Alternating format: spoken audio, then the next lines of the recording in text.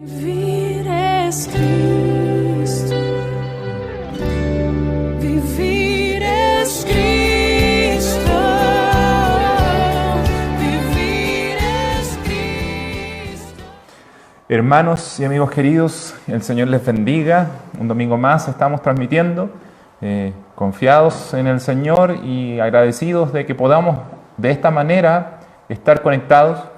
Que Dios permita también la tecnología para que podamos seguir compartiendo su palabra y esperando que usted en su casa pueda recibirla con un corazón dispuesto y que el Señor obre en cada uno de nosotros. Antes de comenzar vamos a orar y le pido ahí donde está en su casa, me imagino se está preparando, se ha preparado ya para estar escuchando el mensaje del día de hoy. Disponga un espacio, un momento, dígale a los niños que van a orar. Apague otras cosas, deje de hacer otra cosa que esté haciendo y oremos juntos a nuestro Señor para que Él nos bendiga en este día y para que Él bendiga a nuestra nación y si Él así lo permite pronto podamos estar en este lugar todos juntos, reunidos, sea en el tiempo que Dios lo determine, sea según la voluntad de Dios, pero oremos porque esa voluntad sea que pronto estemos juntos. Oremos. Padre eterno, Dios del cielo y de la tierra, Creador de todo, te alabamos y bendecimos tu santo nombre. Tú eres nuestro Dios y no tenemos otro Dios fuera de ti, porque tú y solo tú eres verdadero y eterno.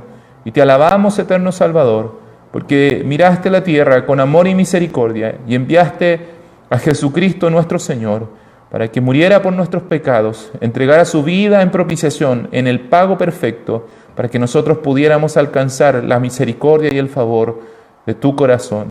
Gracias, Dios eterno, y te alabamos y bendecimos tu santo nombre. Invocamos tu santo nombre en alabanza, Dios, porque tú eres Dios y eres nuestro Salvador. Eres la esperanza de nuestro corazón, eres la alegría de nuestra vida, porque no dependemos de las circunstancias, sino que dependemos de ti. Porque aún en medio de la pandemia te podemos alabar y te podemos adorar y queremos declarar que tú eres nuestro Dios. Nuestra fortaleza viene de ti, nuestro socorro eres tú, oh Dios, que creaste los cielos y la tierra. Gracias, Dios eterno, por este hermoso día. Ayúdanos a estar atentos a tu palabra, ayúdanos a ser guiados por tu Espíritu en toda la comprensión y la exposición de tu palabra. Y te pedimos que nuestros corazones atesoren tu verdad, que no haya en nosotros corazón de soberbia, que no haya en nosotros raíz de amargura, que prefiera la idolatría, que prefiera lo de este mundo, rechazando tu verdad con incredulidad, sino que danos corazones, Señor, sinceros y corazones llenos de fe, que reciban tu palabra con gozo, con alegría, y tú hagas tu obra maravillosa en nuestras vidas. Oramos, Dios, para que pronto podamos volver a reunirnos, pedirte que puedas tú, Señor, volver a abrir los templos, y que no volvamos igual como salimos, sino que volvamos con corazones que realmente entienden que necesitan congregarse, que necesitan alabarte, que congregarse es una bendición, que congregarse es un regalo que tú nos has dado, para que nunca más volvamos a los templos de la misma manera que antes lo hacíamos, sino que vengamos con una conciencia nueva, entendiendo que todo viene de tu mano, que tú eres el que nos permite reunirnos. Te alabamos, Señor, y te adoramos en este día, en el nombre de Jesús. Amén. Abra su Biblia en Salmo 41. Nuestra costumbre es leer domingo a domingo antes de entrar en el consejo mismo de la palabra en cuanto a la predicación que se tiene preparada, es leer un salmo y hacer una breve reflexión acerca de él. Los salmos en la antigüedad y por años, por siglos, se han utilizado dentro de la liturgia del pueblo cristiano. El pueblo judío así lo hacía, el pueblo de Israel y el pueblo de Dios lo ha hecho por siempre. Así es que vamos a leer, como es nuestra costumbre también, Salmo número 41. Salmo 41.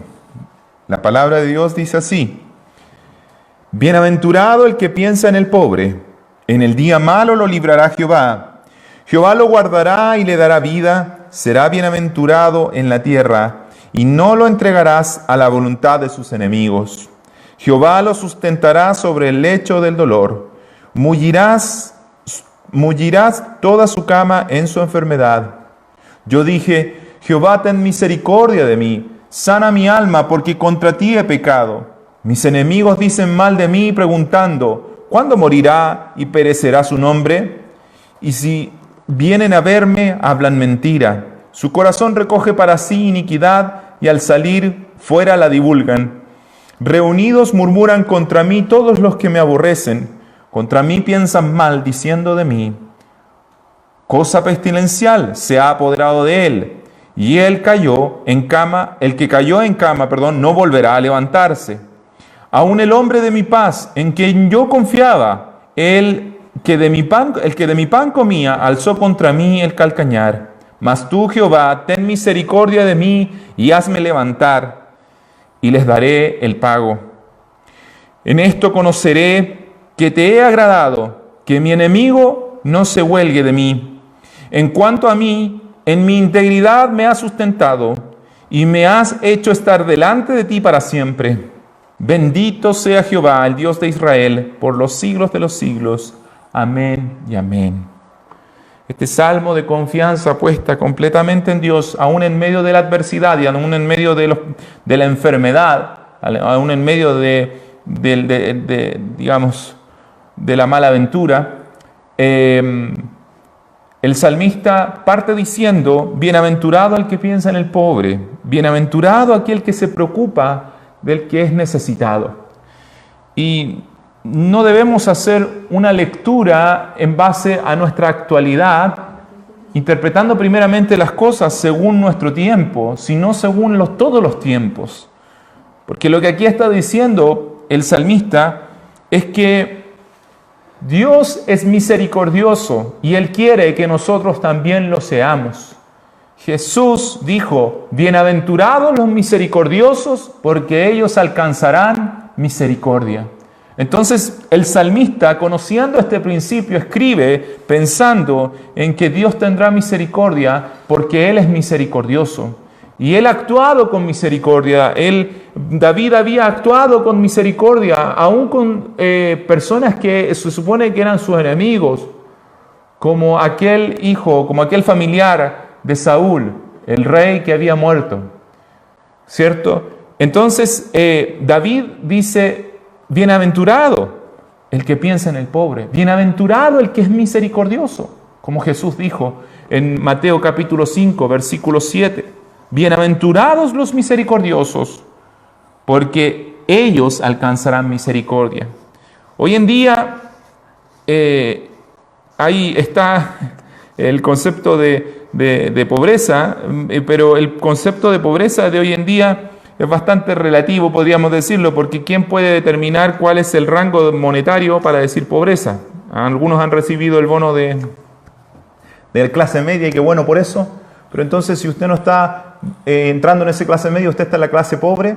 Pero le digo, el pobre no es el que el Estado o quien sea determine a cuánto llega su billetera y de ahí para abajo es pobre, sino que la pobreza tiene que ver con alguien que se siente sin recursos, sin la capacidad de salvarse a sí mismo y que se sabe de esta manera. Y misericordioso es aquel que lleva la verdad y la gracia de Dios a aquellos que están necesitados, a aquellos que no pueden salvarse a sí mismos. Y nosotros, la iglesia toda, somos llamados a ser misericordiosos.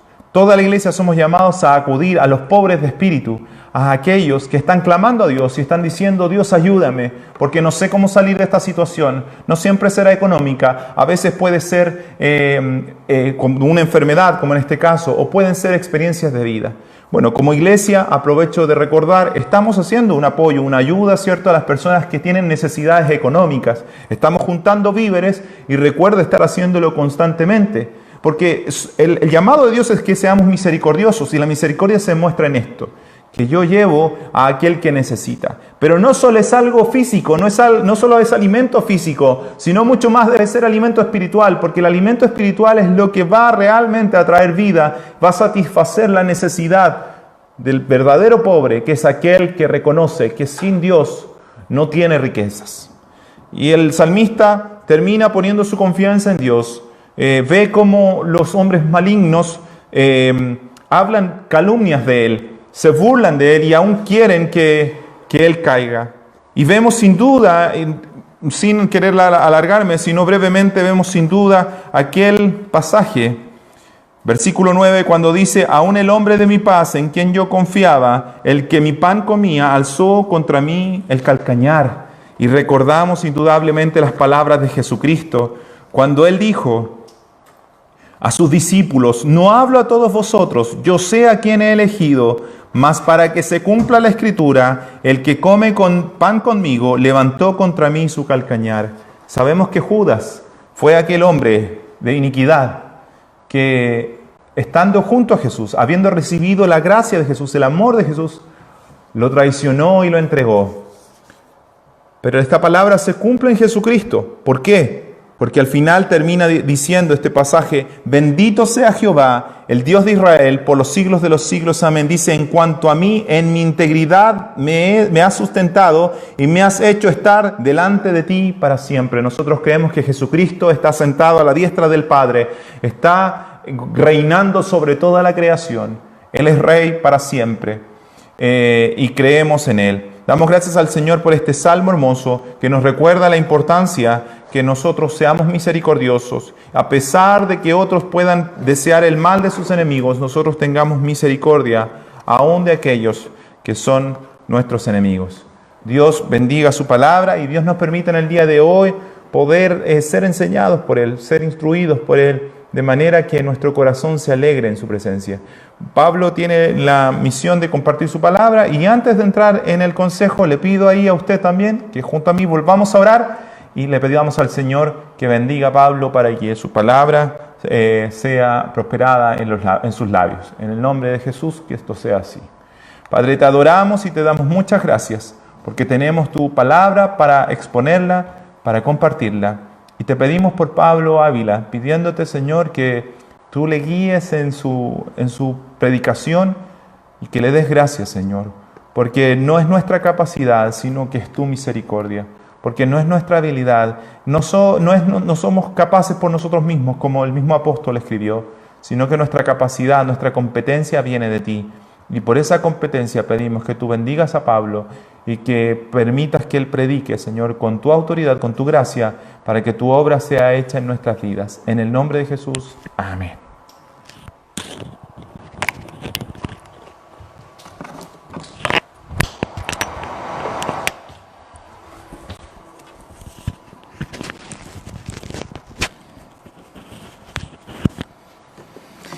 Muy buenos días, mis queridos hermanos, amigos, todos aquellos que pueden seguir la sintonía en vivo y también posteriormente retransmitida a través de Facebook. Estamos contentos de poder tener, a pesar de toda la pandemia, esta instancia de compartir la palabra. Queremos que usted siga aprendiendo, que siga creciendo en la gracia de Dios, en el conocimiento de su persona, y no hay mejor forma que a través del estudio sistemático y regular de su palabra. Hoy tenemos que hablar nuevamente, seguir la carta de Pablo a los Corintios, que ha sido realmente de mucha bendición. Creo que, sobre todo a partir del capítulo 3, y como lo vamos a ir viendo en adelante, tendremos muchos conceptos teológicos profundos, muy densos, que por lo mismo tenemos que trabajar de una manera muy correcta, muy apropiada, para que cada uno de ustedes que me escucha pueda entenderlo de la mejor manera. Por lo mismo, hoy día voy a retomar un versículo que ya se leyó, que fue el último del capítulo 3, para avanzar 4 versículos del capítulo 4 de la segunda carta de Pablo a los Corintios. Aquí nos va a hablar mucho acerca de las buenas noticias, es decir, del Evangelio, y qué es lo que está haciendo entre nosotros. Por eso le puse a esta prédica dominical el Evangelio en nosotros, porque ese es el concepto principal que vamos a ver, y vamos a ver a Pablo también como un mensajero de parte de Dios acerca de esto, cómo nos va a ir guiando en esta enseñanza. Así que vamos a leer. Juan Manuel ya oró, pero vamos a volver después a orar, después de leer estos 5 versículos, un momento más para que Dios me ilumine y los guíe a ustedes en descubrir lo que dice estos versículos. Entonces leamos segunda carta de Pablo a los Corintios, capítulo 3, versículo 18, y después a continuación capítulo 4, del 1 al versículo 4. Dice: por tanto, nosotros todos, mirando a cara descubierta como en un espejo la gloria del Señor, somos transformados de gloria en la misma imagen, como por el Espíritu del Señor. Capítulo 4, versículo 1, dice: por lo cual, teniendo nosotros este ministerio según la misericordia que hemos recibido, no desmayamos. Antes bien renunciamos a lo oculto y vergonzoso, no andando con astucia, ni adulterando la palabra de Dios, sino por la manifestación de la verdad, recomendándonos a toda conciencia humana delante de Dios.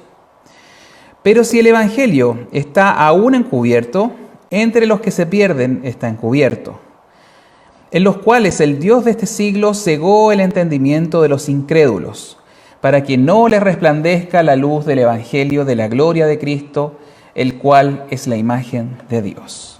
Oremos otro momento más. Señor, tenemos tanto agrado de tener tu palabra en medio nuestro. Sabemos que es la fuente oficial, la fuente formal con la cual tú nos guías, tú nos enseñas. Una vez más podemos analizarla, explicarla, difundirla a través de estos medios digitales. Quisiéramos ver mucho a nuestros hermanos y presencialmente tenerlos acá, pero mientras no se pueda, yo te doy gracias todavía de poder exponerla libremente. Bendecimos estos versículos que acabamos de leer, son pocos, Señor, pero queremos que la profundidad de las palabras del apóstol, inspirado por el Espíritu Santo, pueda ser claro a todos los que me oyen. Queremos, Señor, pedirte que nos habilites, que nos des la capacidad para poder expresarla mejor, de la mejor manera, y que ellos, en sus oídos espirituales, puedan abrirse, puedan descubrir la gloria de Cristo, la imagen tuya entre nosotros. Te lo pido en el nombre de Jesús. Amén. Bien, como decíamos, hay cierta información muy relevante, verdades de la Biblia más bien, que hay en esta carta. El apóstol Pablo ya nos ha ido explicando ciertos conceptos que son importantísimos de volver a recordar. Nos ha hablado de que los creyentes en Corinto habían sido cambiados básicamente por la obra del Espíritu Santo, que el Espíritu Santo los vivificaba, ¿no es cierto? Y que a través de ese cambio de estilo de vida, esa obra de Dios, ese dedo de Dios que escribía en sus corazones, entonces ellos habían sido diferentes. No era nuestra competencia, lo recordaba recién Juan Manuel, que eso sale en el capítulo 3, versículo 5, no es nuestra competencia ni para predicar, ni para cambiar, sino que todo proviene de Dios. Y Pablo va a seguir hablando, va a complementar todo lo que ya ha venido explicando. ¿Se acuerda del antiguo pacto con el nuevo pacto, esas diferencias? Nos va a seguir hablando hoy día, nos va a seguir, vamos a revisar el último versículo porque sigue ese contraste entre el modo antiguo de traer la revelación de Dios a través de un hombre, de un mensajero, de Moisés, a diferencia de ahora, como nos va a decir este último versículo 18, cómo ahora todos nosotros podemos tener acceso a ese conocimiento. Por eso quise poner este último versículo del capítulo 3 para poder de ahí engancharnos con lo que va a seguir explicando el apóstol en los siguientes 4 versículos. Pero recordemos, Dios había hablado a un hombre, a Moisés, y lo había hecho de una manera excepcional, en un monte, en el famoso monte Sinaí, había demostrado el poder de Dios a través de un cerro que humeaba, que temblaba, que veían fuego. Moisés solamente se acercaba y ocurría que cada vez que Moisés se acercaba y hablaba, permanentemente lo hacía con Dios, él volvía con su rostro resplandeciente y tenía que poner un velo. Eso nos explicó en los versículos anteriores Pablo. Pero ahora, en el versículo 18, que es el primero que hemos tomado para analizar, nos dice que hay algo muy importante que acreditar en esta nueva era, en este nuevo pacto, en este nuevo tiempo de revelación de la información de Dios. Mire cómo nos dice, por tanto, como conclusión, tenemos que dar gracias a Dios porque ahora todos nosotros, comienza diciéndonos. ¿Qué quiere decir eso? Es que ahora cada uno, no hay diferencia, no hay un elegido o un iluminado que puede acceder a Dios y Él traer la revelación, sino que ahora todos, de cualquier etnia, cualquier nacionalidad, sea judío, sea griego, todos podemos mirar, dice, a cara descubierta. Y aquí está otro hermoso concepto. Podemos todos tener esa misma impresión que tuvo Moisés. Si nos parece que fue glorioso el que él haya visto a Dios y que haya conversado con Él, nosotros podemos tener esa misma sensación de mirar directamente la gloria de Dios, pero nos dice como en un espejo. Y aquí tenemos que parar un poquito para entender qué nos quiere decir ese versículo. ¿Cuál es el espejo que nos refleja la gloria de Dios? ¿Cuál podrá ser? ¿Qué cree usted? ¿Creerá que es un sueño, que Dios se le va a presentar en un sueño? ¿Será que Dios le va a dar una visión, una profecía. No, mire la verdad, hermano, y aquí tenemos que ser siempre enfáticos y volver a nuestro mayor rudimento y nuestra base de fe, que es la palabra de Dios, son las Escrituras. Es la Biblia que usted tiene a su lado, que a pesar de que mucha gente la menosprecia, cree que es un libro antiguo, anacrónico, pasado de moda, es la verdad de Dios revelada, a la cual todos nosotros, todos, usted, yo, todos podemos acceder, porque afortunadamente la Biblia está traducida a todos los idiomas, está disponible. Si aún no la tiene, se la podemos hacer llegar. Esa es la manera como vemos la gloria de Dios. ¿Por qué? Porque recuerde que la Biblia nos cuenta quién es Dios. Es la manera más clara, más directa, en un lenguaje humano. Dios ha dejado este legado para que nos cuente acerca de Cristo, nos cuente acerca de su vida, las obras que hizo, cómo trató a sus discípulos, qué le habló a la gente. No hay otra manera, y lo decimos categóricamente, no hay otra manera de conocer a Dios que no sea por esta manera, por la forma regular de leer las Escrituras. A veces nos parece un poco tedioso. Hay iglesias que han transformado la predicación de la palabra en una exposición, ¿no es cierto?, humorística, con muchos conceptos de variedades, haciendo bailes, haciendo otro tipo de ritos, incluso, que no son adecuados para conocer a Dios. Nosotros nos esforzamos, y en esto vuelvo a ser categórico, de entregarle semana a semana, domingo a domingo, martes a martes, la exposición de la Biblia, porque no nos interesa hablar de otras cosas, más que de la palabra de Dios. Es un gran privilegio. Si en el Antiguo Testamento Moisés era el único privilegiado, veamos cómo Pablo nos dice ahora a todos nosotros. Y a cara descubierta podemos ir descubriendo la gloria de Dios, quién es Dios. Y vemos que aún sus discípulos les costó entender esto. Y quiero citar parte del Evangelio de Juan 14:9, porque también teniendo la misma manifestación de Dios, viendo la gloria de Dios en Cristo, los discípulos les costaba y querían ver al Padre, porque tenían esta antigua idea, como de Moisés, de conversar con Dios en un monte. Y un día Felipe le preguntó, le dijo que quería conocer al Padre. Y Jesús le dijo, ¿tanto tiempo hace que estoy con vosotros y no me has conocido, Felipe? El que me ha visto a mí, ha visto al Padre. ¿Cómo pues tú dices, muéstranos al Padre? De verdad, la manifestación de Dios para nuestros tiempos es a través del Hijo, el cual lo hizo heredero de todas las cosas. Y es más, en Juan, el primer capítulo de ese mismo Evangelio, el apóstol nos dice que aquel verbo fue hecho carne y habitó entre nosotros. La presentación de Dios más excelsa, más sublime, fue Cristo en medio de nosotros. Y dice, vimos su gloria, gloria como el unigénito del Padre, lleno de gracia y de verdad. Por eso decimos, somos una iglesia que lee y estudia la palabra, porque queremos conocer de Cristo, queremos seguir sus pisadas, queremos ser como Él. Queremos conocer, obviamente, a Dios Padre, a Dios Hijo y también a Dios Espíritu Santo. Y no lo vamos a conocer teniendo emociones, buscando sensaciones, sino a través de lo que ellos mismos dijeron, que teníamos que conocerlo a través de ellos, de su misma revelación. Él, Jesús, lo dijo, ustedes creen que las Escrituras, ¿no es cierto?, son la revelación de Dios, por lo tanto estudien porque ellas hablan de mí.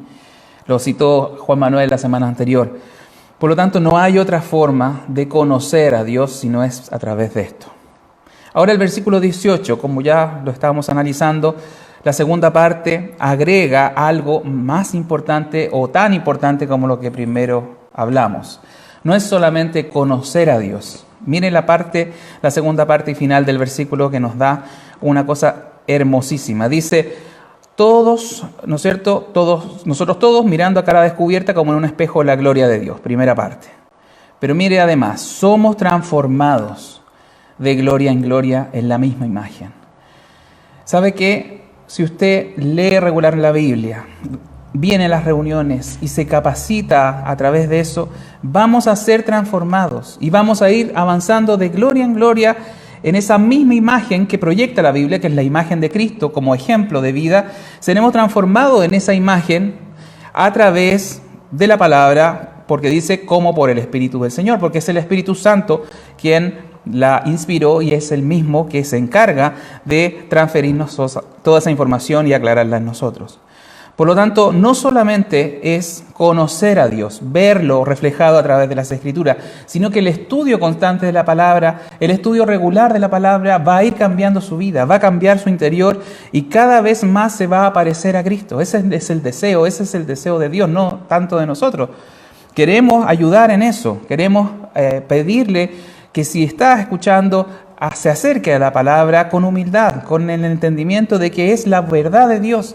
Y nosotros lo único que hacemos es ser un mensajero del mensaje principal, que es quién es Cristo y lo que hizo por nosotros. Por lo tanto, no nos vamos a cansar nunca de enfatizar la necesidad de aprender la Biblia. Yo sé que no siempre la vida cristiana es con alto y bajo. No hay ninguno que vaya en una curva ascendente impecable sin fallar. Sabemos que trae altibajos. Pero vamos a ir avanzando en el tiempo de gloria en gloria. Usted ya no es el mismo que era hace un año, no es el mismo que era hace 5 años o hace 10 años si no ha estado siguiendo. Y esa es la promesa de Dios, de perfeccionarnos a través de su palabra, perfeccionarnos y hacernos avanzar, aunque sea con altos y bajos, pero si tiene el Espíritu Santo dentro de usted, le va a seguir haciendo progresar, porque de otra manera, entonces, si no progresa, si su vida es plana espiritualmente hablando, entonces no tiene el Espíritu de Dios. Por lo tanto, tenemos primeramente esta gracia, esta ventaja, que todos podemos ver en las Escrituras quién es el Señor Jesús, su gloria, su majestad, su divinidad, y podemos ir siendo transformados a esa imagen a través de las Escrituras. De manera que tenemos todas las garantías para el crecimiento espiritual.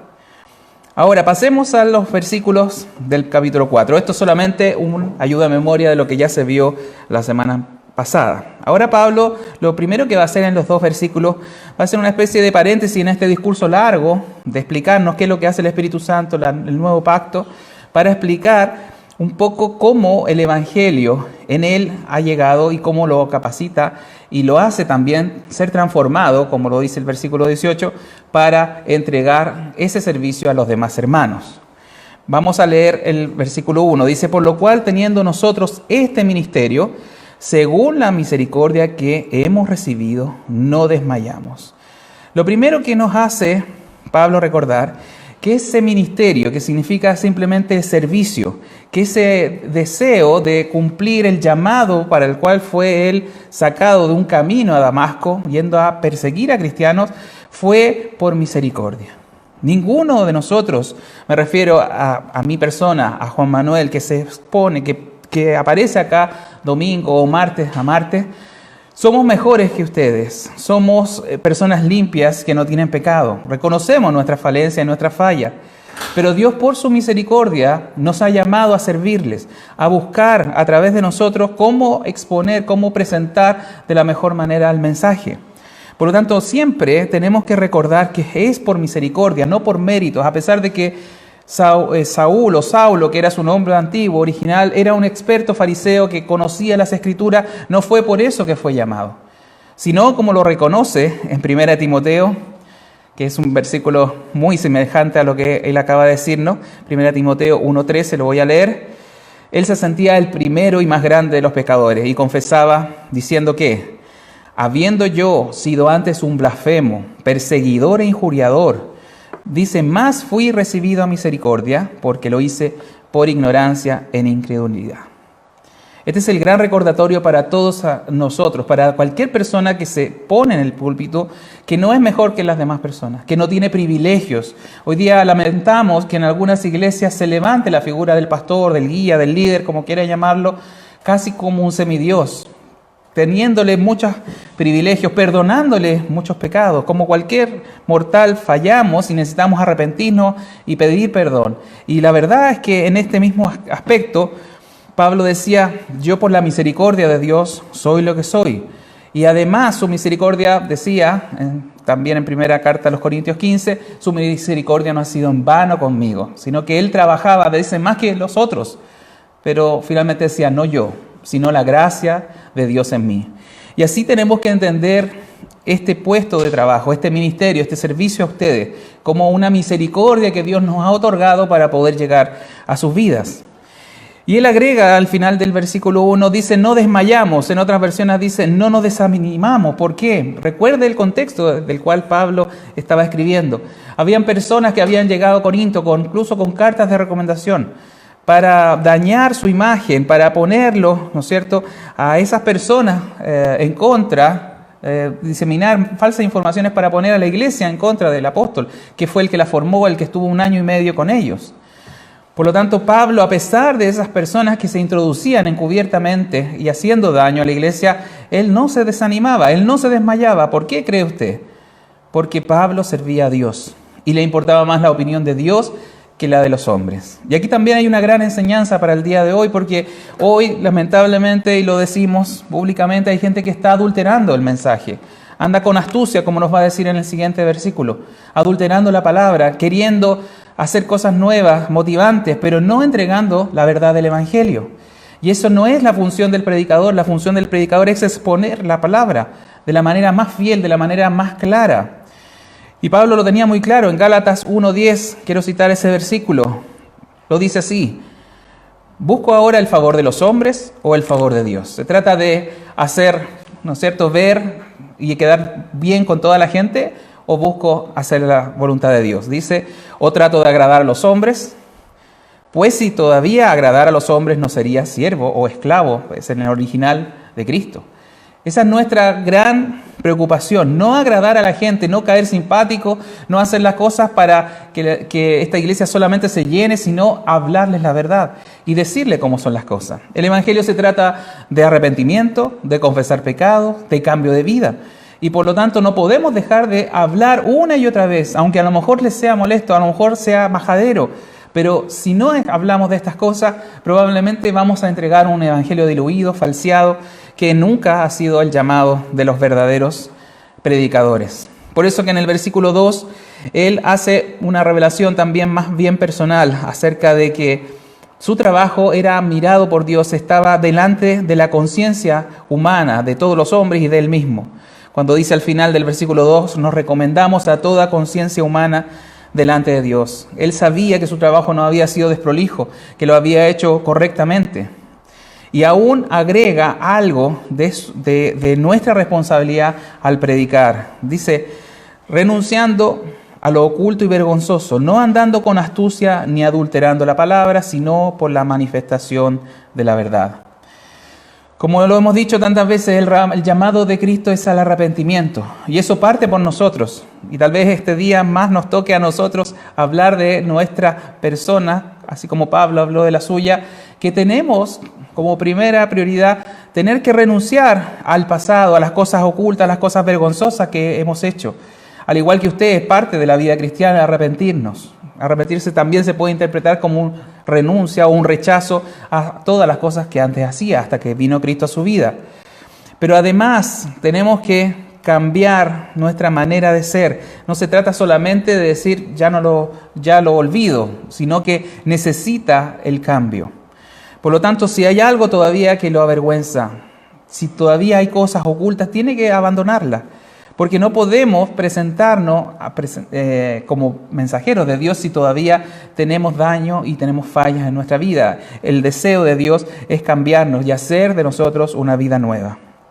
Pablo, en definitiva, tenía claro la razón de su llamado, que fue por la misericordia de Dios. Tenía claro su rol de predicador de la verdad, con una conciencia limpia delante de Dios.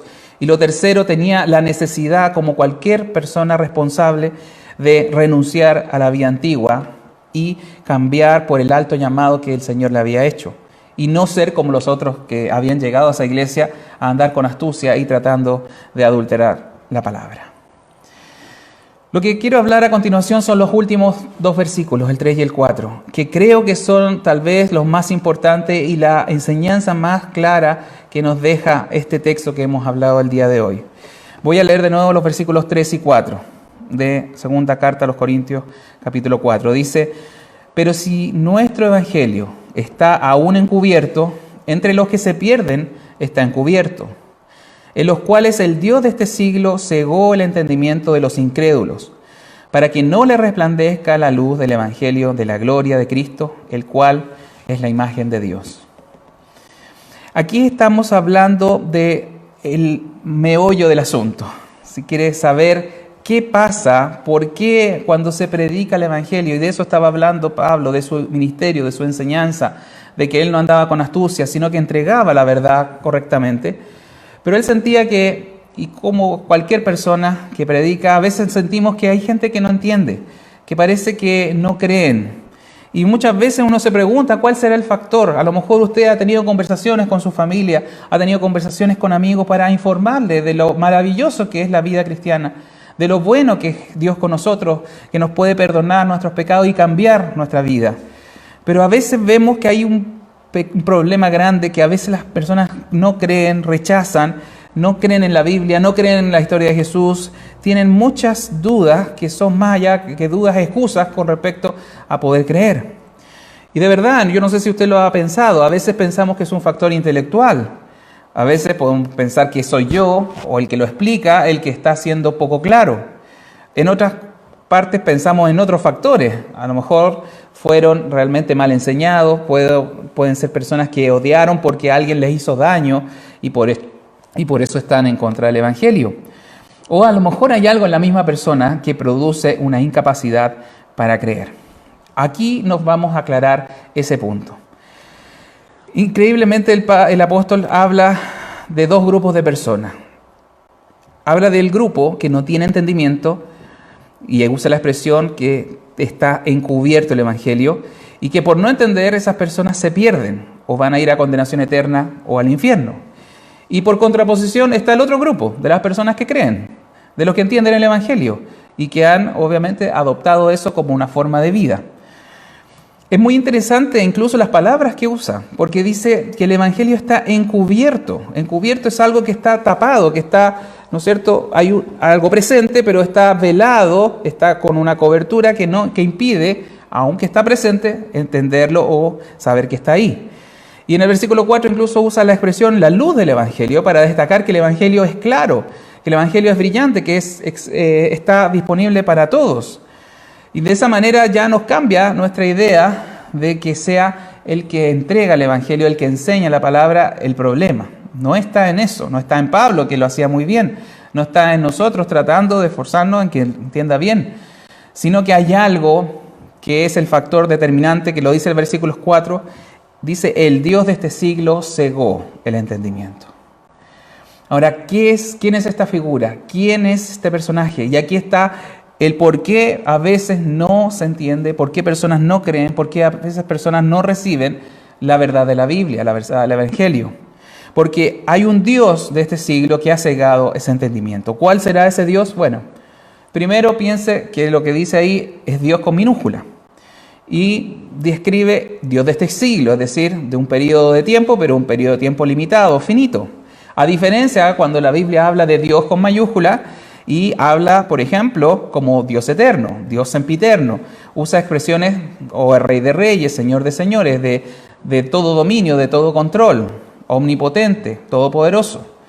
Por lo tanto, para hacérselo fácil, este Dios de este siglo es sencillamente el diablo. Y tenemos que recordar qué pasó en el Génesis para poder conectar estas cosas.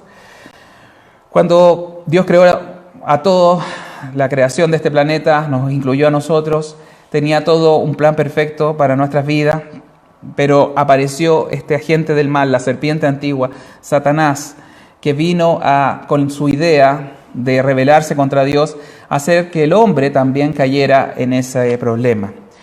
Y fíjese que hay algo muy grave en eso, porque en la medida que el hombre, Adán y Eva, creyeron a esa media verdad que él les decía, entonces cuando ellos pisaron el palito, comieron del fruto, finalmente se cegó su entendimiento, como nos dice en este versículo.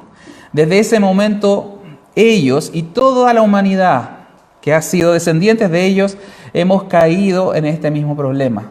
Estamos cegados, tenemos una ceguera espiritual. Y justamente el problema que nos habla la Biblia en todo momento es que debemos despertar. Nos habla que tenemos que tener vida espiritual, que estamos muertos espiritualmente, o aquí nos dice que estamos cegados por la obra que hizo el diablo introduciendo esa mentira, y responsablemente Adán y Eva, que sabían que no tenían que cometerlo, lo cometieron.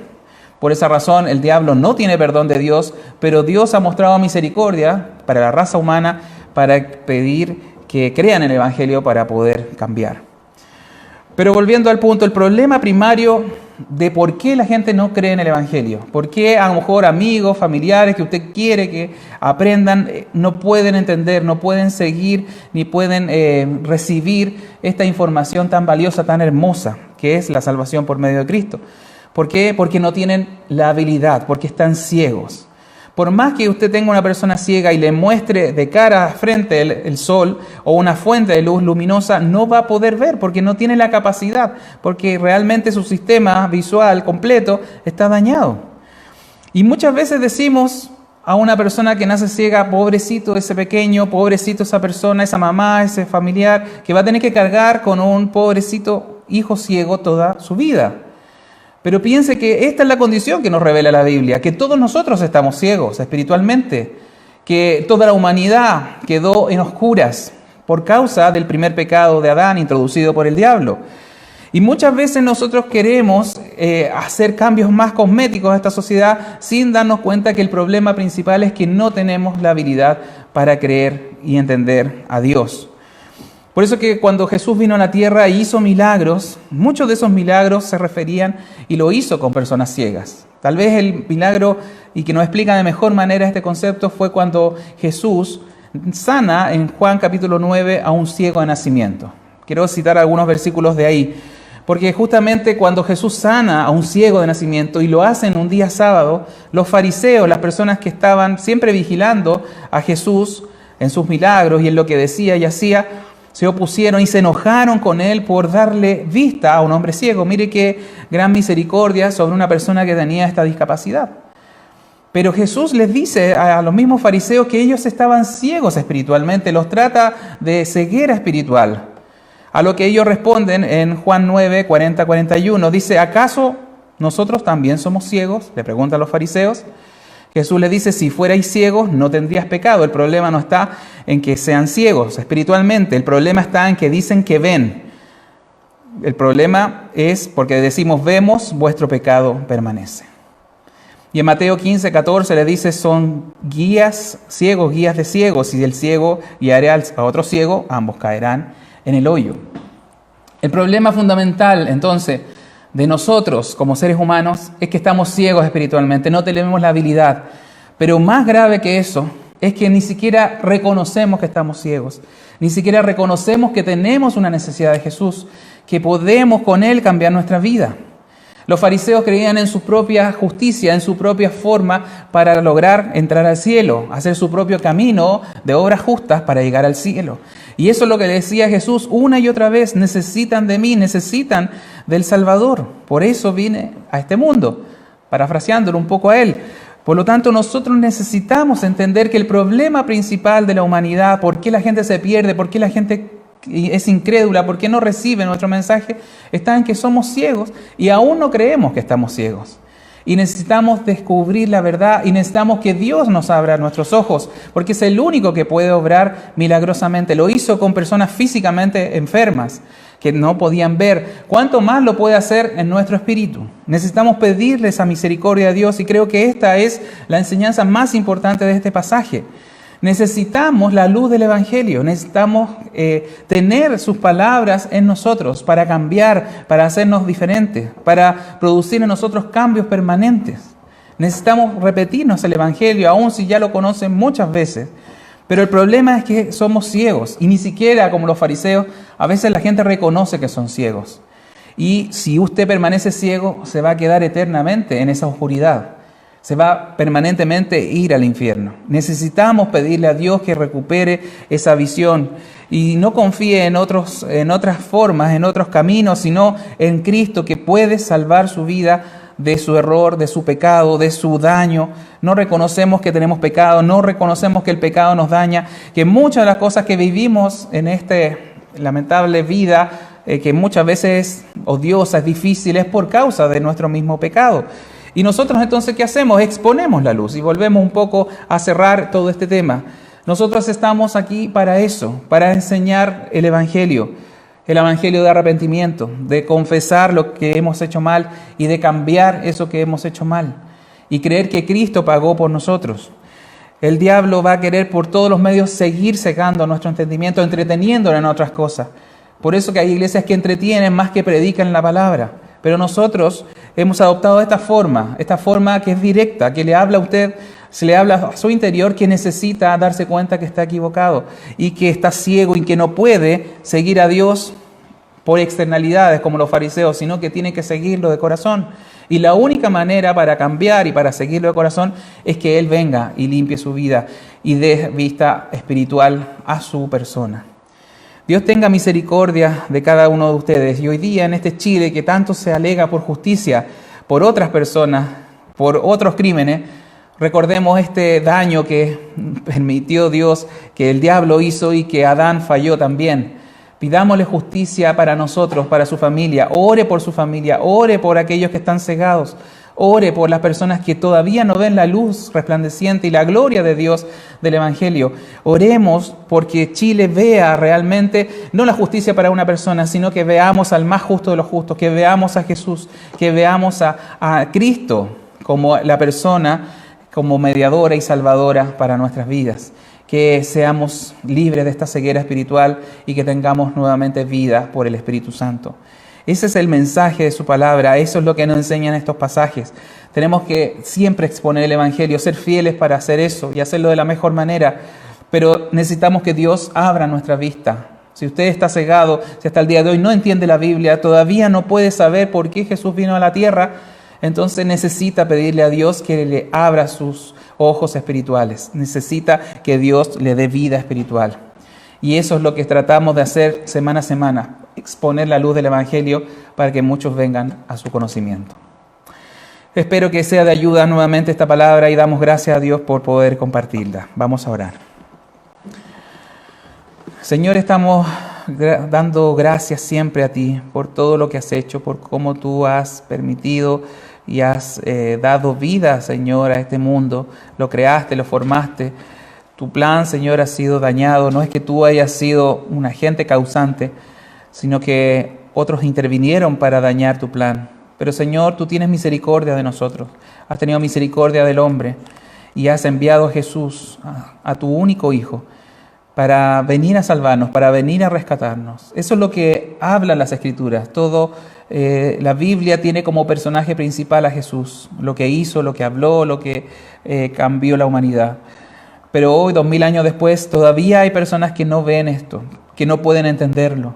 Rogamos por cada uno de los que nos escucha, que no ve, Señor, que no entiende, que está cegado, Señor, espiritualmente, para que tú abras su vista, que tú le hagas ver la gloriosa obra de Jesús en la cruz, de pagar por nuestros pecados, de cambiar la historia personal de cada uno de nosotros, y que nosotros como creyentes podamos dar un buen testimonio, Señor, dejando las cosas ocultas y vergonzosas, esforzándonos por predicar tu palabra para que, Señor, sea una lumbrera en medio de la oscuridad. De esta oscuridad grande que hay, Señor, en nuestro país, apuntando a la justicia humana y no entendiendo la justicia que viniste a hacer por medio de Cristo en la cruz.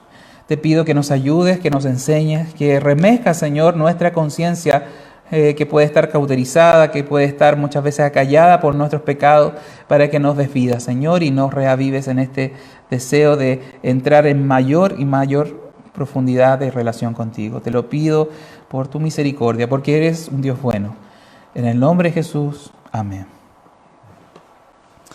Bien, hermanos, estaremos viendo el próximo martes a través de esta señal a las 19:30. Así que les esperamos para seguir aprendiendo a través de las Escrituras como por un espejo, como hoy día veíamos, la gloria de Dios reflejada en lo que Él nos deja, que son su palabra. Que tengan buen domingo.